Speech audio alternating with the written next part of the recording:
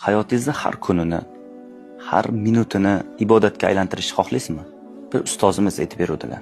Eshigingiz taqilladi. Shu eshigingiz taqillasa, biz nima qilamiz odatda? Oddiy borib, kim keldi ekan deb eshikni ochamiz. Lekin salaf solihlarimiz, sahobalar, tobiinlar, ular nima qilishardi? Ular shu eshik taqillasa, eshikni ochgungacha bo'lgan muddatda ichida niyatlar qilishardi. Qanaqa niyat? Agar hozir taqillatib kelgan odam och qolgan odam bo'lsa, qonini to'yg'izaman. Chanqagan bo'lsa suv beraman, kiyimsiz bo'lsa kiyim beraman, qiynalgan bo'lsa pul beraman, mahzun bo'lsa yaxshilikka chaqirib unga dalda beraman. Ba'zilari 30-40 tagacha niyatlar qilishardi. Har bir niyatlariga ajr olishardi. Ularning hayotlarini 24 soati ibodat bo'lardi. Shuning uchun ulamolarning ajoyib bir gapi bor. Avomning ibodatlari odatdir. Olim, orif bandalarning odatlari ibodatdir. Biz uchun ibodatlar oddiy odat bo'lib qolgan. Namoz vaqti kirsa, namoz o'qishimiz kerak, odat u. Lekin Allohni tanigan olim kishilar, bandalar, haqiqiy muvaffaq bo'lgan bandalar, ular har bir mayda juda odatini ibodatga aylantiradi. Shuning uchun